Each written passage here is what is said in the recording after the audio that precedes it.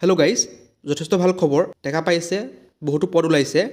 ইয়াত আপোনালোকে যদিহে গ্ৰেজুৱেশ্যন কৰিছে তেনেহ'লে এই পদবোৰত এপ্লাই কৰিব পাৰিব। গতিকে ভিডিঅ'টো স্কিপ নকৰাকৈ শেষলৈকে চাই থাকক। সকলোবোৰ কম, পোষ্টবোৰ ক'ৰ পৰা আহিছে, কেনেকৈ এপ্লাই কৰিব, ইয়াত আপোনালোকৰ চেলাৰী কিমান হ'ব, সকলোবোৰ ইনফৰমেশ্যন ভিডিঅ'টোতে পাই যাব। গতিকে ভিডিঅ'টো স্কিপ নকৰাকৈ শেষলৈকে চাই থাকক। আৰু যদিহে চেনেলটোত নতুনকৈ আহিছে চেনেলটো ছাবস্ক্ৰাইব কৰি দিব আগলৈ এনেকুৱা ধৰণৰ জবৰ কুইক আপডেট পাবৰ কাৰণে। গতিকে আহক আমি ভিডিঅ'টো আৰম্ভ কৰোঁ। দেখা পাইছে নাম্বাৰ অফ পোষ্ট 1500। এতিয়া চাওঁ আহক পোষ্টবোৰ ক'ৰ পৰা আহিছে। দেখা পাইছে ইয়াত পে স্কেলটো ধুনীয়াকৈ মেনশ্যন কৰা আছে 48,480 অৰ্থাৎ 48,000 টকাৰ পৰা আপোনালোকৰ দৰমহাটো ষ্টাৰ্ট হ'ব। এতিয়া চাওঁ আহক আপোনালোকৰ পোষ্টবোৰ ক'ৰ পৰা আহিছে।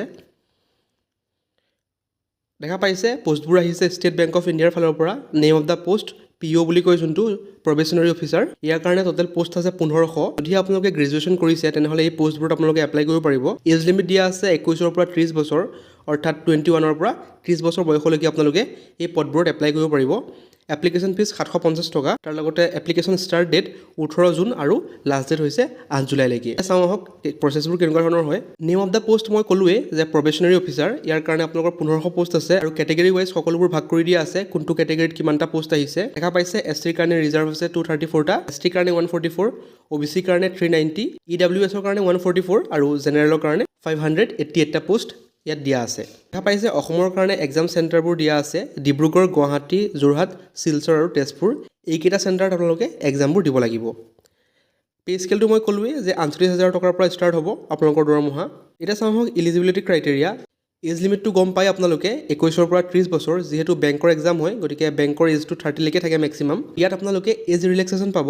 সকলোবোৰ মেনশ্যন কৰা আছে। ST আৰু SC ৰ কাৰণে 5 বছৰ, OBC ৰ কাৰণে 3 বছৰ, তেনেদৰে সকলোবোৰ কেটেগৰী ৱাইজ এজ ৰিলেক্সেশ্যনবোৰ মেনশ্যন কৰি দিয়া আছে। এডুকেশ্যন কোৱালিফিকেশ্যন মই কৈছোঁৱে যে আপোনালোকে যদিহে গ্ৰেজুৱেশ্যন কৰিছে BA, BSc বা BCom তেওঁলোকে এপ্লাই কৰিব পাৰিব। আৰু বহুতৰ এটা ডাউট থাকে যদিহে প্ৰফেচনেল ডিগ্ৰী হোল্ডাৰ হয় তেনেহ'লে তেওঁলোকে এপ্লাই কৰিব পাৰিবনে নাই। ইয়াত মেনশ্যন কৰিছে candidate possessing qualification such as medical, engineering, chartered accountant, cost accountant would also' be eligible. গতিকে আপোনালোক যদিহে মেডিকেল কৰিছে বা ইঞ্জিনিয়াৰিং কৰিছে বা CA হয় তেনেহ'লেও আপোনালোকে এই পোষ্টবোৰত এপ্লাই কৰিব পাৰিব। এপ্লিকেশ্যন ফিজ দেখা পাইছে আনৰিজাৰ্ভ EWS আৰু OBC ৰ কাৰণে 750 টকা, SC, ST, PWBD ৰ কাৰণে নীল অৰ্থাৎ কোনো ধৰণৰ ফি দিব নালাগে এপ্লিকেশ্যন। আৰু আপোনালোকে পে'মেণ্টবোৰ দিব লাগিব ডেবিট কাৰ্ড, ক্ৰেডিট কাৰ্ড বা ইণ্টাৰনেট বেংকিঙৰ যোগেদি আপোনালোকে 750 টকাটো পে' কৰিব লাগিব যদিহে আপোনালোক আনৰিজাৰ্ভ EWS আৰু OBC কেণ্ডিডেট হয়। এতিয়া চাওঁ আহক আপোনালোকৰ চিলেকশ্যন প্ৰচিডিউৰটো কেনেকুৱা ধৰণৰ হয়। 3টা ফেজত হ'ব আপোনালোকৰ চিলেকশ্যন প্ৰচিডিউৰটো। দেখা পাইছে ফাৰ্ষ্ট ফেজটো হৈছে প্ৰিলিমিনাৰী এক্সামিনেশ্যন। সেইকাৰণে চিলেবাছটো ধুনীয়াকৈ মেনশ্যন কৰি দিয়া আছে। English language, quantitative aptitude, reasoning, 3টা ছাবজেক্ট দেখা পাইছে।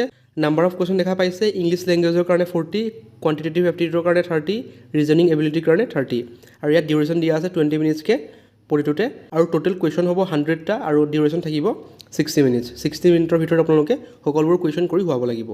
ছেকেণ্ড ফেজটো হৈছে মেইন এক্সামিনেশ্যন। ইয়াত আপোনালোকৰ 200 মাৰ্ক অবজেক্টিভ থাকিব, তাৰ লগতে আপোনালোকৰ 30 মাৰ্কছ ডেছক্ৰিপটিভ থাকিব। অৰ্থাৎ আপোনালোকে 200 মাৰ্ক অবজেক্টিভ কুৱেশ্যন অৰ্থাৎ MCQ আহিব, তাৰ লগতে আপোনালোকে 30 মাৰ্কৰ কাৰণে ডেছক্ৰিপটিভ কুৱেশ্যন লিখিব লাগিব অৰ্থাৎ আনচাৰ লিখিব লাগিব অলপ বহলাই। মেইন এক্সামিনেশ্যনৰ কাৰণে আপোনালোকৰ চিলেবাছটো ইয়াত মেনশ্যন কৰা আছে। দেখা পাইছে reasoning, computer aptitude, data analysis, interpretation, general awareness, economy, banking knowledge, English language. গতিকে সকলোবোৰ ধুনীয়াকৈ মেনশ্যন কৰা আছে। আৰু যদি আপোনালোকে এইটো ভালদৰে চাব বিচাৰে মোৰ ডেছক্ৰিপশ্যনত হোৱাটছআপ চেনেলৰ লিংক থাকিব, তাৰ লগতে টেলিগ্ৰাম চেনেলৰ লিংক থাকিব। তাত জইন কৰি ল'ব, তাতে আপোনালোকক ইয়াৰ PDF-টো দি দিয়া হ'ব। আপোনালোকে ভালদৰে নিজে চাই ল'ব পাৰিব। দেখা পাইছে the third phase may comprise of interview 30 marks and group exercise 20 mark. গতিকে টোটেল আপোনালোকৰ ইণ্টাৰভিউটো 50 মাৰ্কৰ হ'ব।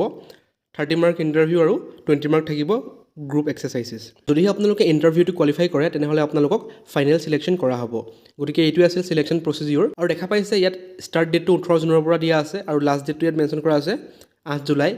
যদিহে আপোনালোকে গ্ৰেজুৱেশ্যন কৰিছে আৰু বেংকৰ এক্সামৰ কাৰণে প্ৰিপেৰেশ্যন কৰি আছে তেনেহ'লে এই এক্সামটোৰ কাৰণে এপ্লাই কৰিব পাৰে। যথেষ্ট ভাল পোষ্ট হয় SBI PO। গতিকে মোৰ ডেছক্ৰিপশ্যনত লিংক থাকিব কেনেকৈ এপ্লাই কৰিব লাগে।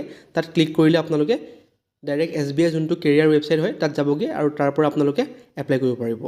গতিকে এইটো আছিল ভিডিঅ'। যদিহে ভিডিঅ'টো ভাল পালে চেনেলটো ছাবস্ক্ৰাইব কৰি দিব আগলৈ এনেকুৱা ধৰণৰ জবৰ কুইক আপডেট পাবৰ কাৰণে। Thank U.